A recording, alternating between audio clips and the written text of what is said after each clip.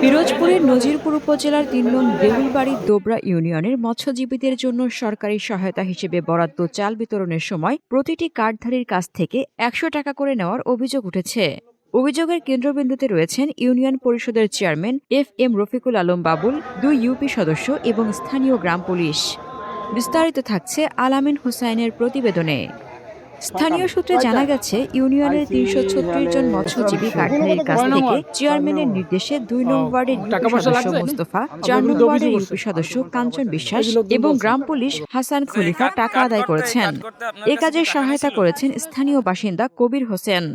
গত মঙ্গলবার ইউনিয়ন পরিষদ কার্যালয়ে চাল বিতরণের সময় এসব টাকা নেওয়া হয়। তবে পরবর্তীতে গণমাধ্যম কর্মীদের উপস্থিতিতে চেয়ারম্যানের নির্দেশে আদায়কৃত টাকা ফেরত দেওয়া হয়।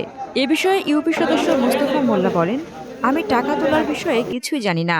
অন্যদিকে চেয়ারম্যান এফ.এম. রফিকুল আলম বাবুল অভিযোগ অস্বীকার করে বলেন, আমি বা আমার কোনো মেম্বার টাকা তোলার নির্দেশ দেয়নি। স্থানীয় একজন টাকা তুলেছিল, যা আমি পরে জানতে পারি। বিষয়টি জানতে পেরে সঙ্গে সঙ্গেই আদায়কৃত টাকা ফেরত দিয়েছি। নাজিরপুর উপজেলা মৎস্য কর্মকর্তা মোহাম্মদ সরওয়ার হোসেন বলেন, মৎস্যজীবী কার্ডধারীদের ২ মাসে ৮০ কেজি করে চাল দেওয়া হচ্ছে। এখানে কোনো ধরনের অর্থ নেওয়ার নিয়ম নেই। আপনার কাছ থেকেই প্রথম শুনলাম যে টাকা নেওয়া হয়েছে। এটি সম্পূর্ণ অনিয়ম। এই ঘটনায় স্থানীয় বাসিন্দারা ক্ষোভ প্রকাশ করেছেন এবং প্রশাসনের কাছে তদন্ত সাপেক্ষে দোষীদের বিরুদ্ধে কঠোর ব্যবস্থা নেওয়ার দাবি জানিয়েছেন।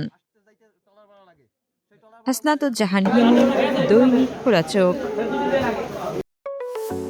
আপনার স্বপ্নের যাত্রা হোক ফ্লাই ইনফিনিটির সাথে।